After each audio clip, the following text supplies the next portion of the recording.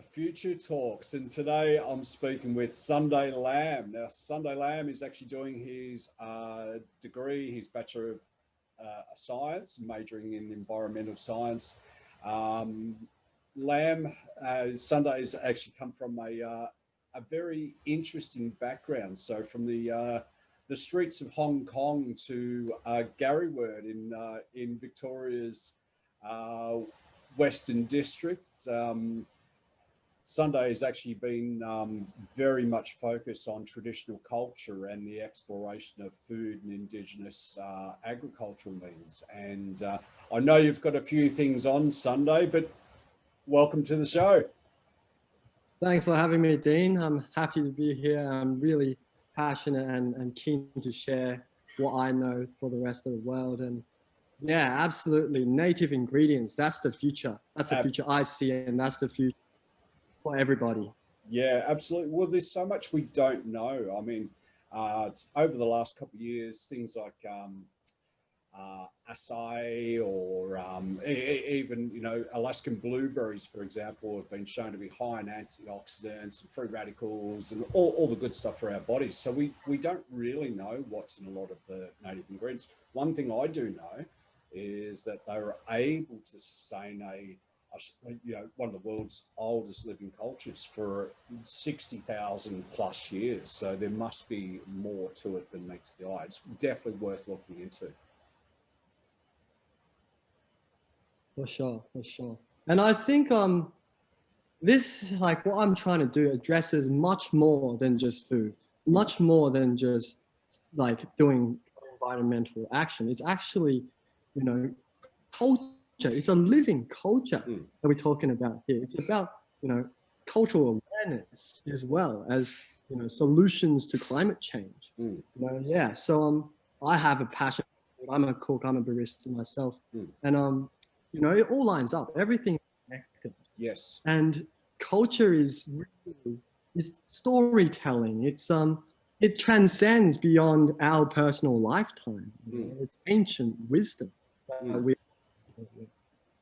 Well, the interesting thing is we've seen a lot of climate and ecological damage over the last 50, 100, 150 years as humans became more and more industrialized, as more and more people moved to large locations.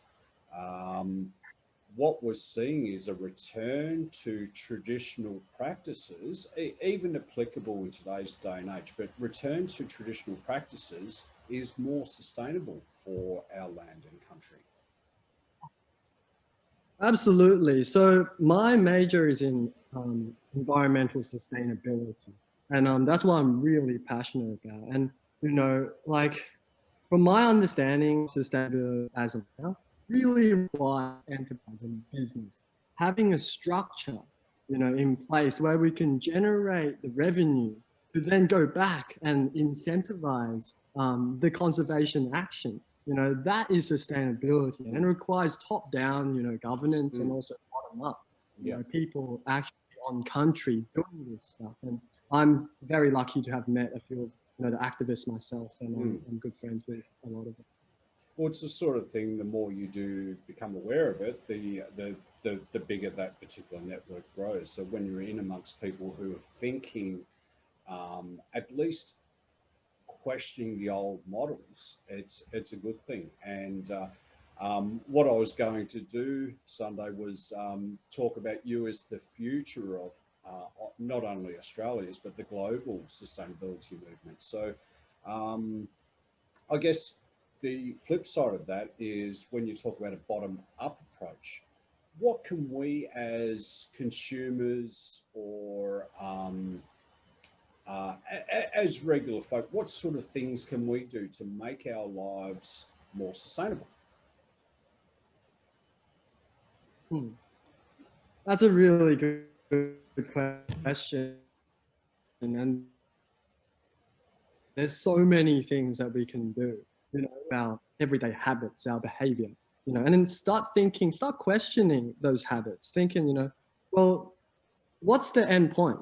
Even if you switch on a light, and And people just leave lights on all the time, you know, in the kitchen, in the lounge room, outdoor lights, you know, is it necessary? You know, is this necessary? And actually, will I switch off the light in the end? A lot of people don't even switch it off. And then to think, well, actually, we're burning coal for this energy. It's all energy. It's all energy, man. And everything is connected. Just bringing that human consciousness to the forefront of our own behavior, you know, got to act local, got to act really local right here, you know. Yeah, from your living room, your kitchen, your back veranda, basically. And yeah, I mean, we're all presented with, oh, the light is on, I'll switch that off. But what impact can I make, you know? Or if I leave it on, surely there's no impact from me just leaving the light on, but there is, because it's compounded across society. And, you know, you look at the cities with office towers and, you know, 50%, 60%, 70% of their lights are left on overnight. There's no true reason for it. So it's, yeah, those little movements. Not at all. Yeah, and then from there we can, you know, once we get the movement going on, we're changing social norms. We're changing social norms from personal behavior, which is so important, because people catch on. You know, if it's a good idea and it's simple, then it's just going to happen. You know, it's common sense. A lot of these, you know, behaviors are actually common sense when you think about it for a minute. And in terms of, like, I've been very involved in studying cultural burning. So cultural burning is actually a cultivation technique to grow and germinate. It's a very hot topic. You know, there's a lot of discussion around, do we let cattle back into the high grounds? Do we have some sort of clearing there? Do we manage it? Do we just simply continue to put out fires that have just raised to an area that hasn't had that traditional burning? So it's a very hot topic, fire. Yeah, and it's so rooted in our evolution as well. To have fire is spiritual, you know, fundamental. And you know, after a few conversations with indigenous elders who still practice cultural burning, just on their own private property and so on. And listening to them talk, you know, about the environmental factors and connectedness to nature, you know, that's what it's about. And it's actually just common sense as well. Once you understand the concept, just feeling the humidity, you know, we got to burn before the summer season, not in the middle of it. And we got to burn, you know, early in the morning or late in the evening when the humidity, you know, when the dew is set, you know, so we can get full burning and not damage the topsoil. Yeah. And I mean, that'll actually add nitrogen and carbon to the soil as well, won't it? So just enriches the soil even further. Yeah, absolutely. It's improving the ecosystem health, the health of the whole biosphere at a fundamental level on the grasslands, you know.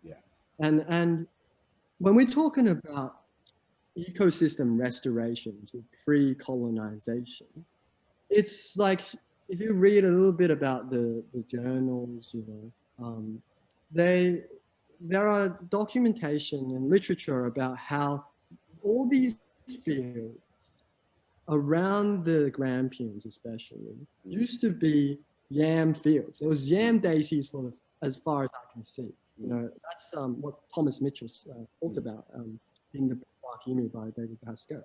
And so when we're actually cultivating foods like yams, native yams, which used to be a staple, you know, food for Australia, we're actually restoring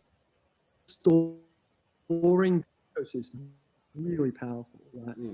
Because there is this concept of nature and culture dualism, that human behavior is separate to nature. But in the whole teaching and spirituality of indigenous culture, nature and culture is not a dualism, it's one. It's the one entity. And that's what people are now grasping the concept of. Yeah, like the social movement is happening. The conservation funding and everything is happening. The policies are getting reformed, and I can go on. Yeah. Well, that's right. But it shows that that connectedness to all things. If we're walking on a damaged land, it certainly affects our spirits.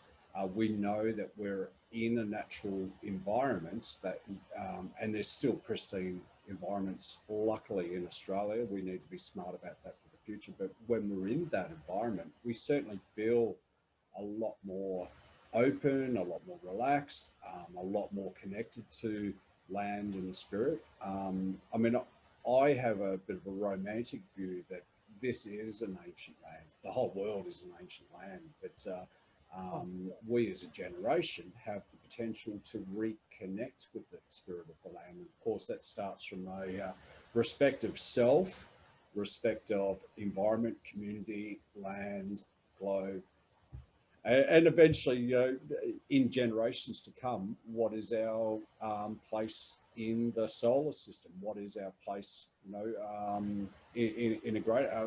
Who knows when that future is coming? But the principles that we apply now and learn from are going to be our development, not only on a consciousness level, but also from that sustainability point of view. We're looking after selves, looking after others, looking after environment. So yeah, there's a lot more to just connectedness, being part of the same, living with nature as opposed to against nature. Like the indigenous folks have a lot of answers for that, solutions to integrate. That was their whole society. It was built off this real connection to nature.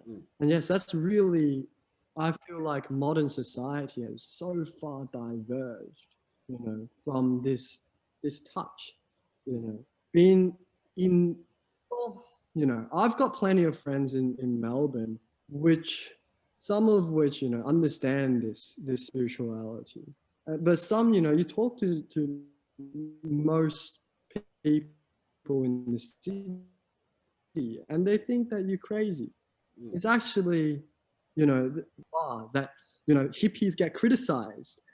Even when you talk about spirituality in any sense, the word spirituality, as soon as you mention it, some people will just walk away from the conversation. Yeah. And without the recognition, regardless of religion, without that connection to our own spirituality, how is it possible to be able to project that outwards? So how can you respect your neighbor? How can you respect a person that lives on the other side of the city, for example, if you don't respect yourself and connect with that spiritual element? It has to be part of it. We can't just walk around blindly anymore, consuming everything that we see, throwing out whatever we don't want and hoping for the best. It doesn't work. So when do you actually finish? Mate. When do you finish university? Is that next year, year after? Well, so logistically, I'm supposed to finish this semester. It's been an interesting year. It's been an interesting decade this year. Yeah. It's a funny time to be alive, but it's also very exciting. I think 2020 is really a point of inflection, a time of change. And in any time of change, it's challenging, but it's also exciting. Yeah, that's right. That's right. I've just got, I was clever enough to delay one of my classes.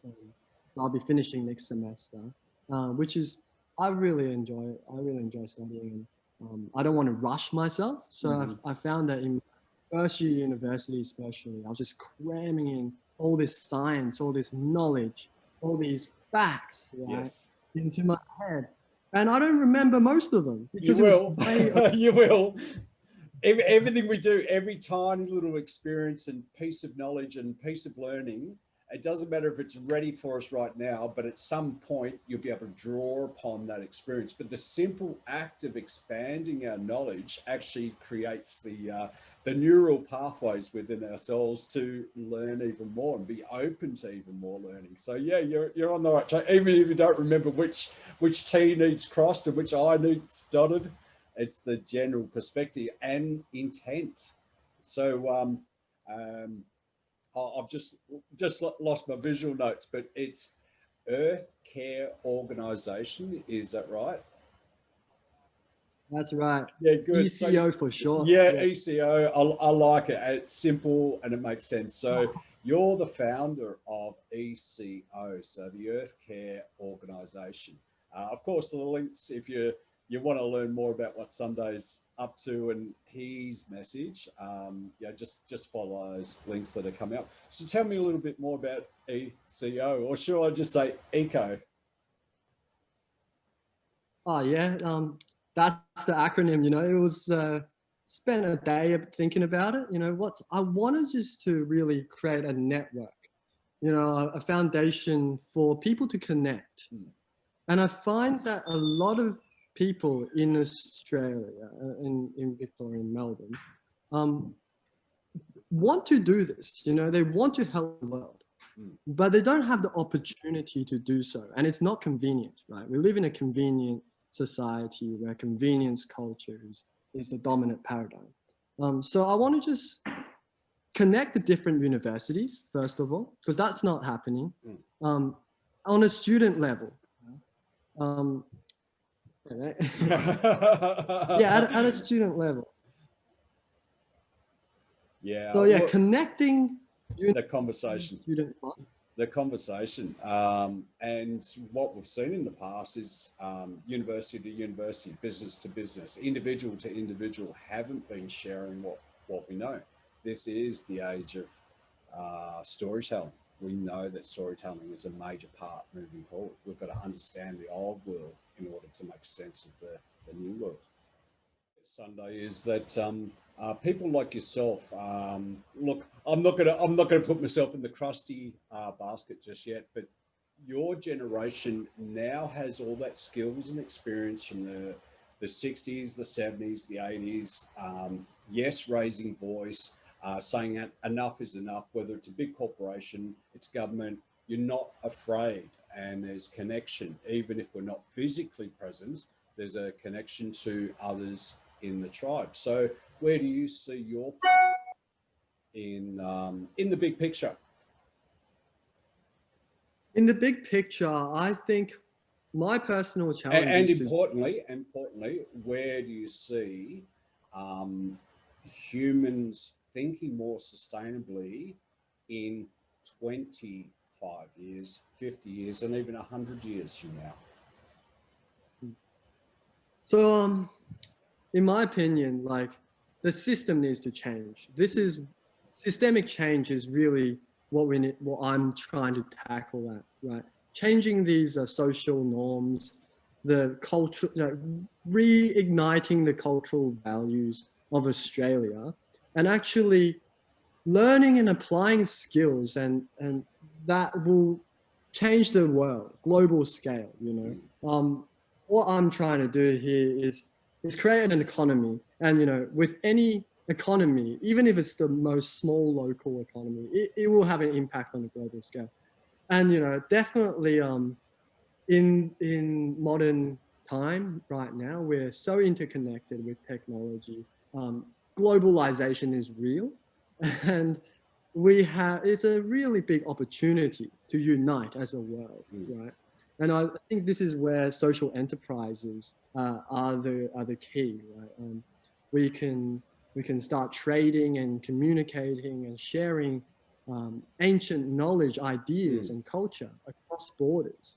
And I don't, you know, as important as countries are and cultures are, we are now emerging into a global culture. And there are some big issues to tackle there. So in terms of like 2050, say 50 years time into the future, I see a lot of environmental problems. Like with the growing green technology, you know, solar panels only have a lifespan of 50 years.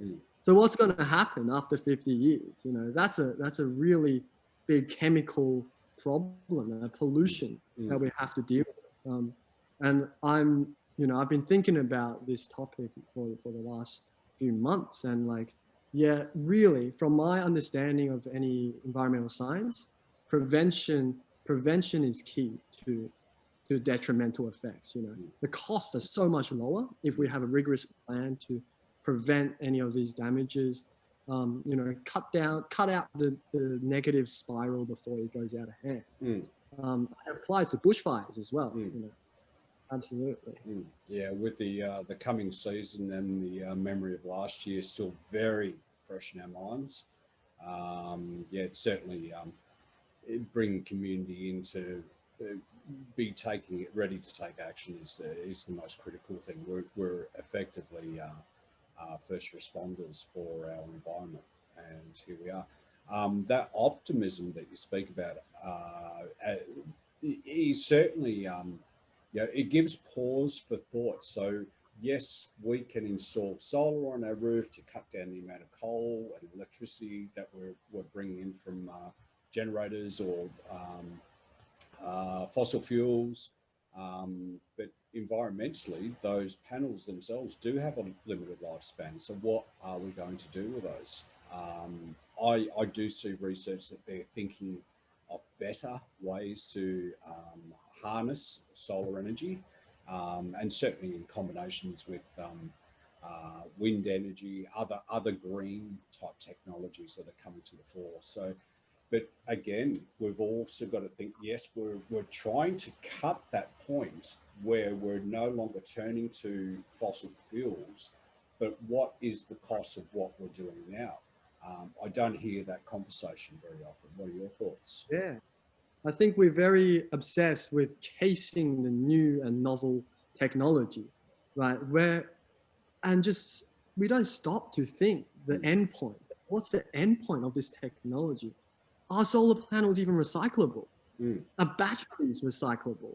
Are electric cars recyclable? You know, no one thinks about these kind of problems that's going to be emerging in the near future. Well, that's one of the big things with battery power, particularly with cars, is at the moment the amount of size and weight of the battery is at least equal to a car. So it's the storage of that power. Yes, that tech is catching up where batteries are becoming smaller, but you're talking about physics, a drag, amount of energy expended to reach same sort of speeds.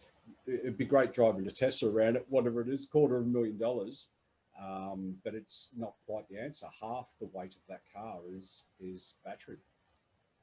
Yeah, and think about, what are the most efficient batteries? What, lithium ion? They're in the Teslas. Whereas that's lithium, that's a rare earth metal that we're mining out of the ground. And with all technologies, it's silicon based. Silicon needs to be mined out of the ground. There's a lot of resource extraction at play. And even if they say that it's recyclable, nothing is actually recyclable.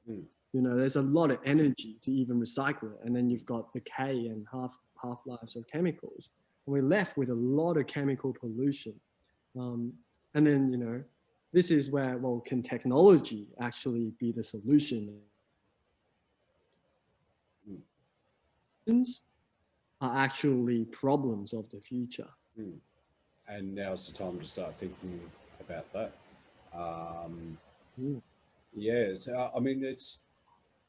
I remember seeing something. I mean, I don't know how true it is, but there was a movement of creating solar panels, using them as road surface, which it means that tech hasn't become, it's become a little bit more user-friendly. We can actually put it to use, but again, they'll be changing those over after their lifespan to do what with them. Another thing you mentioned there is those particular elements that we're mining, and things like cadmium and boron and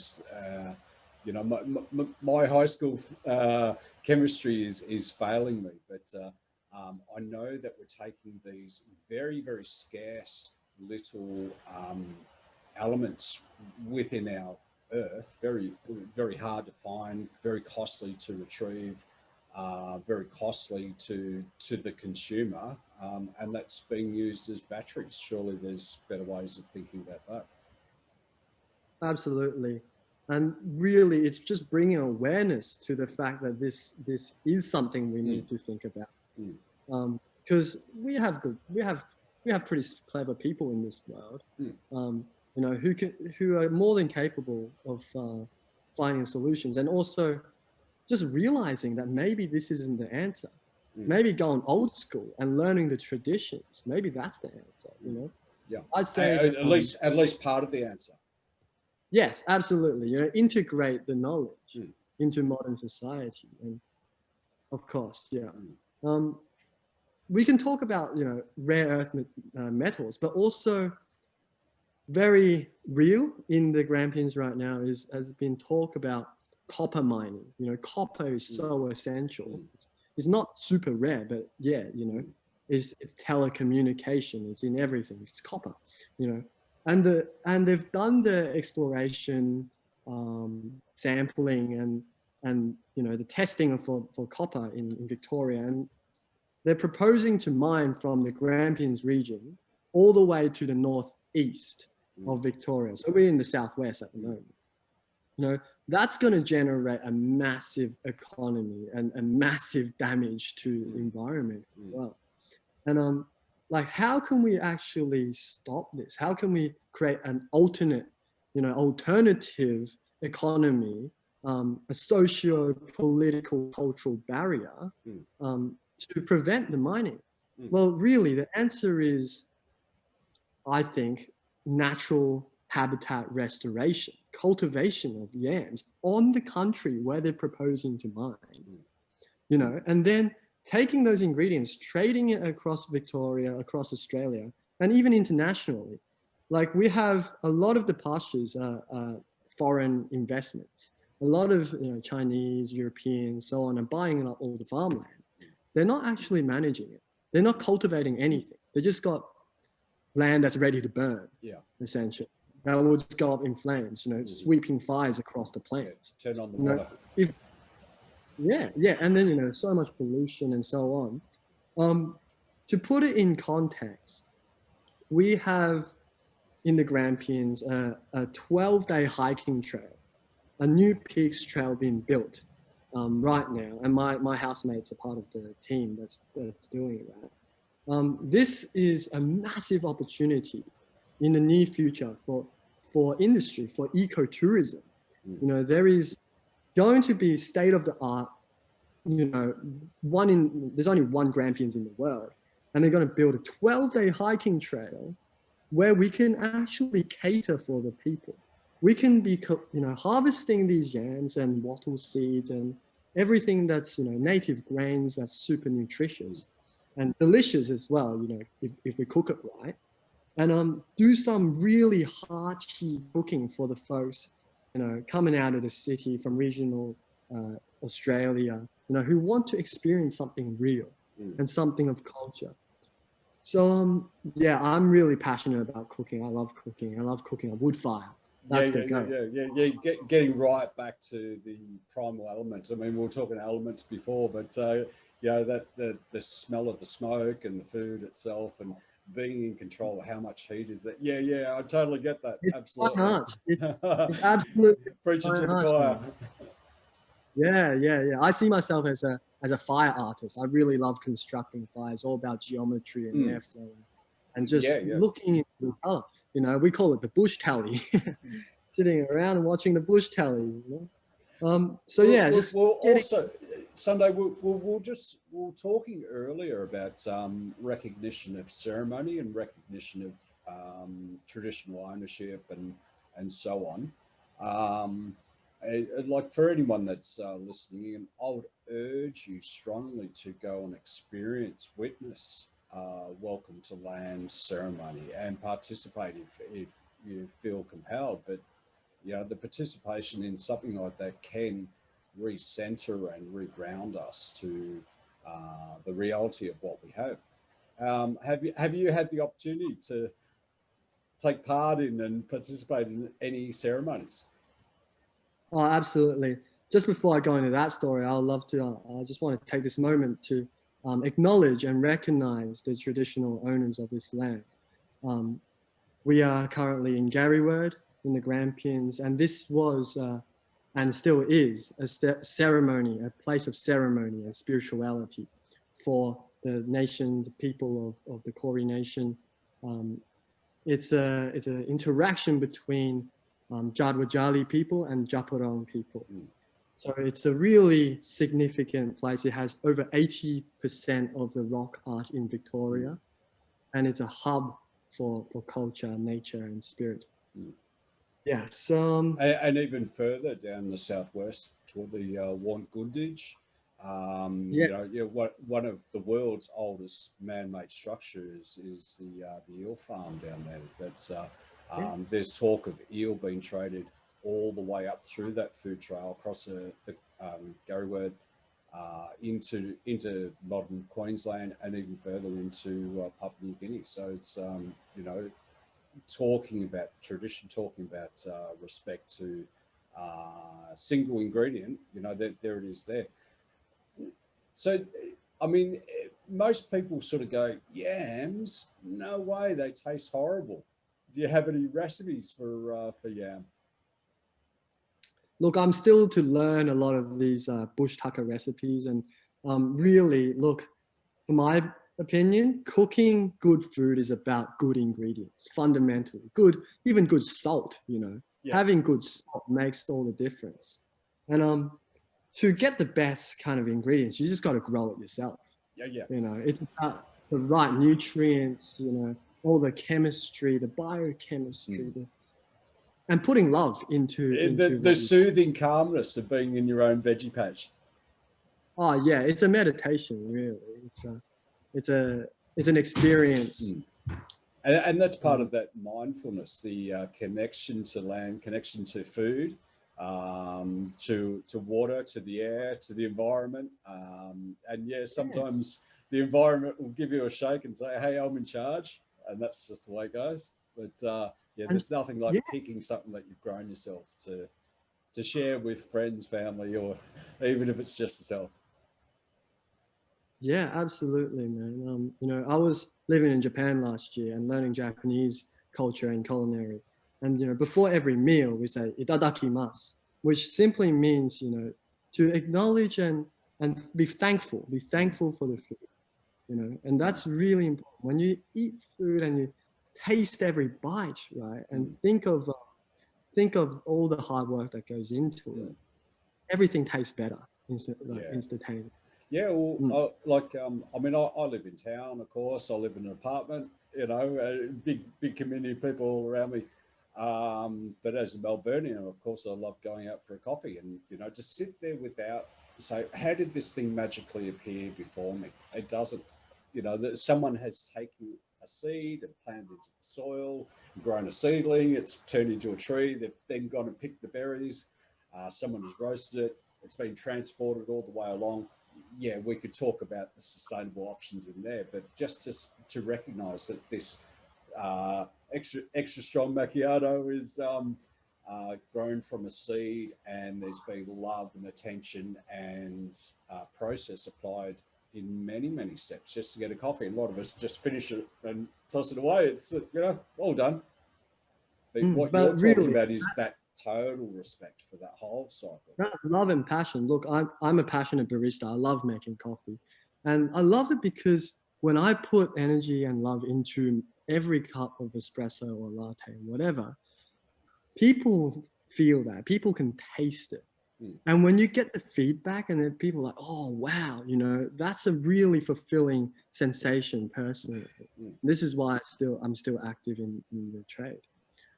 Yeah. So back to the ceremony. I grew up on Jajawarang country, and it's in Castlemaine, and Castlemaine has very strong community values. So from a young age, I've been in many smoking ceremonies and just been in the scene of it all. And yeah, it's just, I think it's so important to have that culture exposed to young children, you know. Yeah, currently I'm also a green impact volunteer and a sustainability advocate from the University of Melbourne. Yeah, And so I'm the uni was helping with that integration of sustainability principles as well as that connection into its early learning. That's an interesting thing on its own. Yeah, absolutely. So I'm a part of the team who we call Eco Heroes, and we won the 2020 Green Impacts Award this year. And yeah, like the uni itself has a welcoming ceremony every year at the start of the semester, which is really amazing. And they also hired recently Bruce Pascoe as the enterprise professor for agriculture science. Wow. Yeah, so things are changing. The change is happening. Yeah. And I'm just really happy to be a part of it. And I want to help kind of accentuate and make this greater impact. Yeah. Well, if you happen to see Bruce around the halls, give him a big thumbs up from me, and like so many Australians who have read his material and begun to recognise that Australia had this deep, connected community and culture way before the flag was tossed from a boat a couple hundred years ago. There's a lot more going on than met the eye of our first. Well, the first explorers saw it, but didn't understand what they were witnessing. Just saw a harsh environment. Fiercely proud to be an Aussie. Doubly so, more fiercely proud to be a Melburnian. But I've also got to say, I didn't just arrive here one day. There's where's my history? Where's my connection to the land? Yes, there was a separation. I think my mob were sort of hanging around in the early days. I'm pretty sure of it, but I don't really care either way. But we see throughout the globe that we're stripping Indigenous culture. It's happening in the Amazon. It's devastating effects through the US. Australia is not off the hook by any means. No, it's happening in Gaparong country, on the country I'm standing on. Very recently, they just chopped down. There's the protest with the tree logging in Gaparong country, and on the day that the premier announced, the new COVID restrictions being lifted, they decided to go in and chop down the signing trees. That's not a coincidence. That's intentional, if you ask me. Yeah. And we need to bring this to light, and we got to let the whole world know about it as well.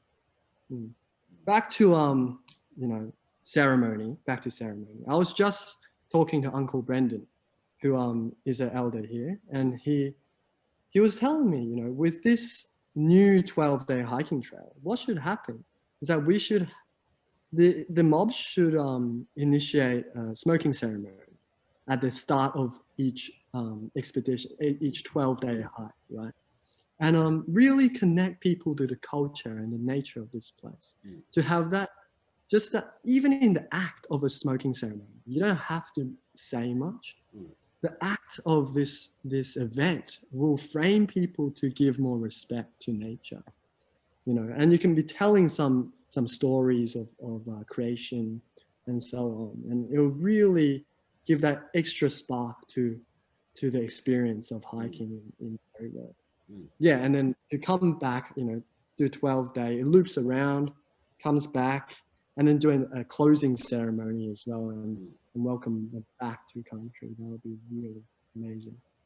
Yeah, well, I mean, that to me sounds like a pretty incredible experience. And again, it's taking us out of our ordinary, and in a way, the hike is a physical challenge, but it's also a spiritual challenge in many ways. And what an opportunity to witness the incredible environment as it stands now. Hopefully, more people can understand corporate greed Government stupidity, in particular old growth forest, Yeah, and absolutely. say no. So that's it. I'm willing to, it's been done before, chain myself to a tree, absolutely, risk Yeah, arrest, but yeah. take me away and um, my buddy over there will take my place and we won't stop. Yeah, it's really important to do this active protesting, you know. Mm, My good friend was just up in the tree. He was the last man up in the tree at Japurong. He was sitting up there for 3 days and he mm, got arrested. mm, Um, you know, obviously I don't wish that upon anyone, but yeah, it's so important. Instead of just going into the city and marching down mm, Swanston Street, actually do active mm, protesting, mm, making an impact, you know, like, and taking a stance for ethics, for mm, morals, for rights. Yeah. mm. Yeah, So yeah, and that's hmm, right. I mean, we often we can be dulled by the devastating news that we hear, and there's an oil spill, there's a new dam being built, there's soil erosion, there's acid rain, there's a lot out there that can really dull us. But for us to find our voice and say enough is enough and take action with the intent of being united, that's my hope for the future. hmm, absolutely, And absolutely. now we're finding that voice. We're saying, oh, now we understand that what we do has impact. Every single cup of coffee has an impact, and many stories attached to a single coffee. Um, Yeah. and by demonstration, that's of course everything that we have, everything that's around us has connection to our planet. Hmm. So talking about coffee, wattle seeds, wattle seed coffee is a really delicious thing. You know, like it's a seasonality thing. So you got to collect the seeds, you know, when it's seeding, Mm, when acacia tree is seeding. But you just grind that up into a powder and you sprinkle it on the top of the coffee, just like you know your turmeric lattes or mm. something of that sort. And it gives this aroma, you know. And Oh, it's why a why beautiful scent.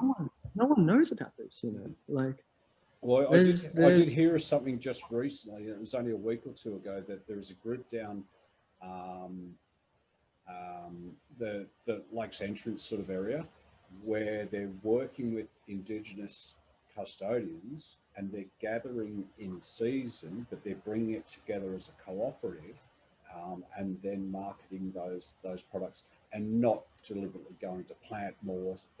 Once it's done until next season. There is definitely scope for that type of model to be adopted throughout Australia and globally, regardless whether we're talking the Amazons or Myanmar. It's adopting those principles. Again, respect to Indigenous cultures and um, working with the land. Absolutely. And this is what I hope ECO, Earth Care Organization, can do for Mm, society, you know, is to just connect, you know, the traditional owners of this land with the rest of society and do something really good, you know, just do something really good to cultivate and preserve culture, mm, you know, without the distractions of politics and all of that mess, you know, just come down to earth. You know, we all here, we all live in this environment and we all love nature. mm. You know, let's just work together, collaborate, Yeah, um, and do it in a positive frame. It's so easy to get distracted yeah. by the pessimism and you know all of that darkness. You know, I want to bring the light, you know, and outshine that. And Mm. there's so many people that I know from the universities, from just Melbourne, regional Victoria, who are keen, who are really keen to volunteer. Mm. You know, and we're not doing it for money. And We don't want. that's right. We When want someone gets too tired to speak up, there's always someone new behind them. That's we see in some of the more restrained governments in the world that they all of a sudden see people come together in peaceful conversation, and their concerns. You know, that sort of ruling system or has had its day, and it may be 50 years, it may be 100 years before we say, hey, what we'll do is actually have a council, for example, of respected thought leaders who are making those key decisions in amongst themselves by consensus. you know, you know, socialism theory or whatever, it makes more sense. You Yeah, deal, you know, we understand global issues and they can be solved locally. absolutely. And, you know, if we can create this novel industry, this new stream of economics, and actually use cryptocurrencies or something that is not money created by the governments, you know, then we can really diverge from the mainstream system and start a true alternative system, and frame everything, you know, in the right light and have full transparency. We can apply blockchain and all of that, you know, new age technology to make sure that corruption actually doesn't happen. We don't Yeah, allow yeah. the space for that to happen. And, you know, if it does happen, we can track back in time through Where every where moment. it went wrong. Yeah, Yeah, it's this is the an problem. audible process. I mean, at the moment, we don't know where the money goes. We don't know where it comes from. It's you know, some or let's shine a spotlight on the Great Barrier Reef now. Organisations that are receiving tonnage of subsidies and tax incentives and all that kind of stuff. What's actually getting done for that kind of money, and why is there still damage occurring in that area? It's where has that money gone? They always say follow the money. So look, blockchain, cryptocurrency are part of the future narrative, and again, it's accountability, it's auditability, there's so many factors there that Yeah, those principles can be applied to everything, whether we're buying a banana in a supermarket or you know, trading love and understanding, peace, love and understanding. that's it, brother. That's it. Well, We're all here. Sunday, thank you so much for your time. Your voice needs to be heard. So once again, to follow what Sunday is doing, especially with Earth Care organisation on Facebook, just have a click through the links there. This is a time for all of us to raise our voice. We've got the awareness, we've got the conscious, we've got the ability to be able to communicate. Sunday, I'm glad into the core that intelligent, sensitive people like you exist out there, and that everything I've done will be carried through over the next many decades until we can reach a harmonious solution, a sustainably harmonious solution to our present woes and worries. Thank you, Sunday. Thank you so much for having me, Dean, and I hope that I'll see you in Chiang Mai sometime soon. Oh, absolutely. That sounds pretty damn good.